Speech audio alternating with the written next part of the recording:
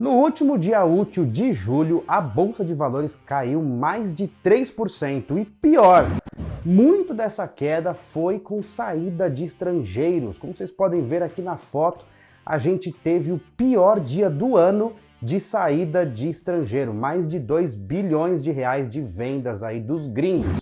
E gringo, quando vende ou quando compra, a gente tem que seguir esse fluxo, porque os caras têm coisa que a gente não sabe aí. E por que aconteceu isso, meu Deus do céu? Tudo começou no período da tarde dessa sexta-feira, onde o Paulo Guedes estava dando uma entrevista sobre o orçamento de 2022. E nessa entrevista ele falou que tem um meteoro de gastos que são os precatórios federais, municipais e estaduais. São gastos aí que ninguém estava prevendo, digamos assim. E por que isso foi tão impactante para o mercado de capitais? O que são precatórios e quais são as duas visões aí, tanto otimistas quanto pessimistas em relação a isso? Quer saber sobre isso?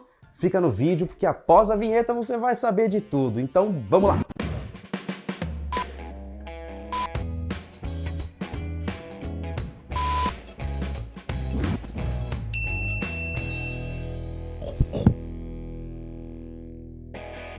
Fala galera, bem-vindos a mais um vídeo. Se é a sua primeira vez aqui, seja muito bem-vindo. Batemos 1000 inscritos e eu dependo de você, da sua inscrição, para a gente chegar a 2000 inscritos. E obviamente, se você gostar do vídeo, deixa o seu like no final. Me segue no Instagram, @BrunãoMunhoz, porque lá eu posto muitas coisas legais. Aqui no canal tem vídeo toda segunda e quinta-feira, às 19 horas. Então, quando você se inscrever, ativa o sininho para você não perder aí os vídeos e as novidades que a gente vai trazendo, beleza? Então, vamos lá! Eu dividi esse vídeo em 4 partes. A primeira, acho que todo mundo precisa saber um pouquinho o que são precatórios, o que é isso?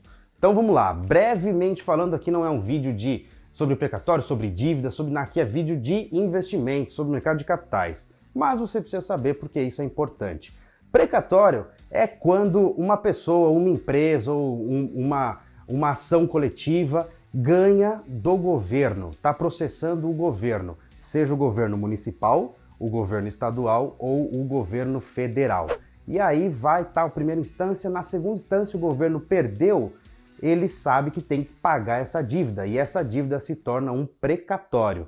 Basicamente, a gente fala que quando a dívida é do governo federal, ela tem meio que o mesmo risco do tesouro, porque, em tese, o governo garante que vai pagar os precatórios. Se não tiver dinheiro, ele garante que vai pelo menos imprimir dinheiro para poder pagar, que é o que a gente fala sobre o tesouro também. Obviamente não é isso que a gente quer, se chegar a esse ponto, muita coisa tá ruim mesmo, mas o que a gente sabe é que risco de crédito é muito baixo, pelo menos deveria ser.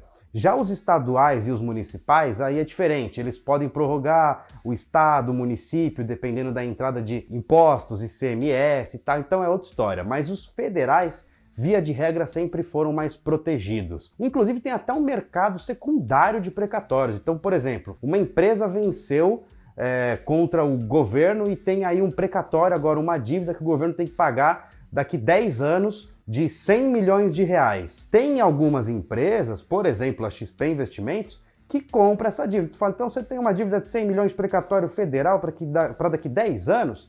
O que você acha de eu te dar 30 milhões agora à vista e você me dá essa dívida de 100 milhões? As pessoas não querem esperar 10 anos para ficar milionário e, via de regra, acabam fazendo essa troca. Para quem tem dinheiro, XP, outros bancos e tal, é excelente porque, teoricamente, é algo que não tem risco quando a gente trata do federal, porque até então nunca foi adiado, sempre pagou em dia. Tá, beleza, o que isso afeta o mercado de capitais? Esse ano, por exemplo, a gente vai pagar cerca de 50 bilhões em precatórios. Todo ano tem aí alguma coisinha para pagar. Só que o Guedes falou que para o ano que vem vai chegar entre 80 e 90 bilhões de reais os precatórios federais. E aí ele falou que talvez não vai ter como pagar, tá pensando talvez em parcelar, deixou meio que no ar assim, soltou isso na sexta-feira. O que o mercado entende? Que só tem uma maneira de pagar, ou furando o teto de gastos, ou aumentando a dívida pública. Porque, vamos recapitular, qual que é o maior problema que o Brasil tem? Excesso de gastos.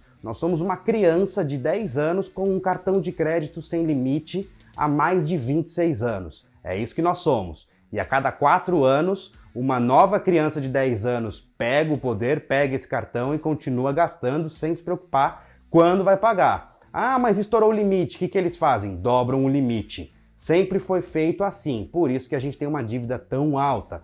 E agora, desde o governo Temer, tem agora o teto de gastos para, de fato, começar a ter um controle nisso. Não pode mais ser algo sem noção. Só que uma inflação alta, automaticamente também sobe o teto de gastos. Então o teto de gastos já subiu bastante. A gente está com uma inflação de 8%, o teto de gastos subiu também. Só que o governo quer usar isso para outras coisas, eu vou falar aqui embaixo depois. Então, qual que é o problema que o mercado viu? A primeira coisa na sexta-feira, como que vai pagar esses 90 bi? Só tem duas formas, furando o teto de gastos ou aumentando a dívida PIB. E só tem uma maneira de subir a dívida PIB, subindo ainda mais a taxa de juros. E se subir ainda mais a taxa de juros, vai afetar as empresas e tal. Enfim, incerteza, mercado cai, gringo sai fora. Vamos falar agora da primeira visão, que é uma visão mais pessimista. Aqui eu vou trazer as duas visões, tá? Do porquê que talvez isso está acontecendo. E você, obviamente, vai tomar a sua decisão final do que você acha que vai fazer. Eu também vou trazer o que eu estou fazendo, tá? No final do vídeo, para você também saber o que eu faço. Mas a primeira visão, que é a visão pessimista, porque quando a gente lida com pessoas, a gente não sabe o que aquela pessoa está pensando, o que aquele governo está pensando, não tem como você saber. Só Deus sabe o que aquela pessoa pensa. Então a gente tenta deduzir. A visão pessimista é, primeira coisa,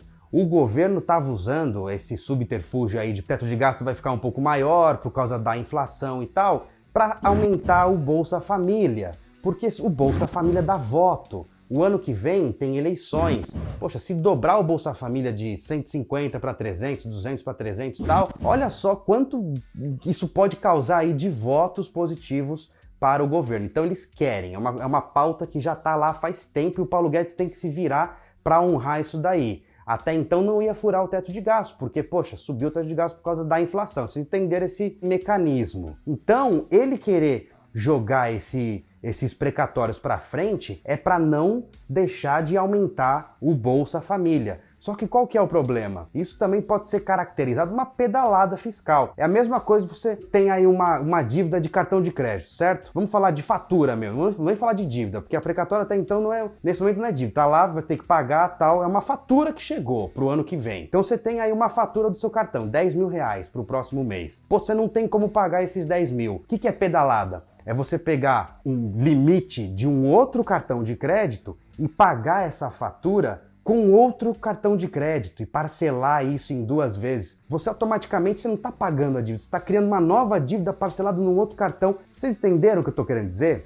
É basicamente isso que ele quer fazer. Então, pedalada fiscal seria, poxa, ele vai prorrogar isso daí, vai pagar em 10 anos esses precatórios que deveria ser pago o ano que vem. Tem pessoas esperando já há 5, 10, 20 anos esperando para receber, tem um mercado de precatório federal por trás disso. Estão querendo prorrogar, fazer esse pagamento em 10 anos, parcelar em 10 anos, que deve ser pago em 1, justamente para sobrar dinheiro para poder fazer essas outras coisas, aumentar o Bolsa Família e tal. Ah, isso sim é caracterizado, tal, tem pessoa falando de pedalada fiscal. Calma, não é comprovado que vai ser feito isso ainda, tá? Estou dando uma visão pessimista. Então, aumentar o Bolsa Família por causa das eleições, isso é totalmente populismo e de qualquer maneira, ou seja, mesmo que tenha que prorrogar aí algo que deveria ser pago o ano que vem. Então essa é uma visão aí que a gente tem que ficar de olho. O que os mais otimistas falam? E aí é uma outra maneira de interpretar. O Guedes sempre foi um cara que jogou tudo. Quando não tá conseguindo articular, tal, não sei o que, ele vai pra imprensa e joga. Ele tem essa característica de jogar mesmo a merda mesmo no ventilador.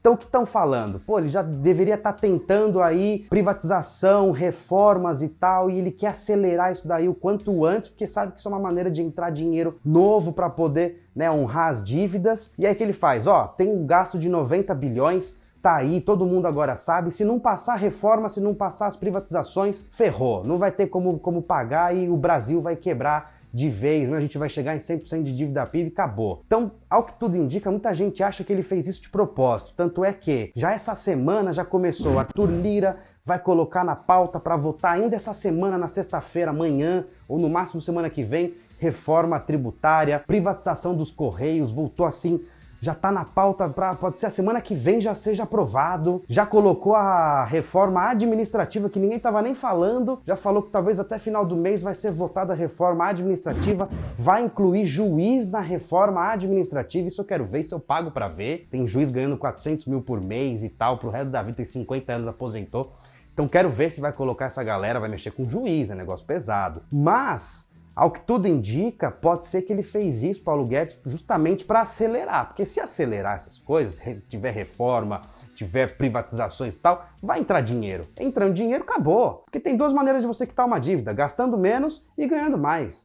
Ele tá querendo agora ganhar mais, é isso que ele quer. E para ganhar mais é assim. Então essa é a visão otimista. E aí para finalizar, o que eu acho? O que eu acho, na verdade? Eu acho que eu sempre achei. Tem que ter um pouco de caixa, sempre, em qualquer situação. Olha esses dias agora aqui, o Copom, a gente não sabe se vai subir 75, 1%, ano que vem tem eleições, tal, pode ser que faça uma coisa, pode ser que não faça. O Brasil é um país de oportunidades. Todos os países emergentes são, mas o Brasil, que é onde a gente vive, é ainda mais. Quantas vezes este ano você não viu a nossa bolsa cair 3% e subir depois 7%? Depois cai mais 3, subir 7. Se você tem caixa, você aproveita todos esses momentos de euforia para vender e os momentos de medo e pânico para comprar. Não tô falando que todos são assim, todos é para você comprar e vender, mas tem que ter caixa para você poder aproveitar. Se você tem 500 mil, coloca tudo de uma vez na bolsa, tá ferrado, você vai ter que ficar agora 12 meses torcendo lá de bandeirinha. Não faz isso, tenha sempre um pouquinho de caixa. Esse é o ponto principal. Mas eu continuo mais otimista. Eu acho que a gente já passou aí por 2, 3 anos de governo, não é agora, na minha opinião, que eles vão tentar fazer alguma coisa que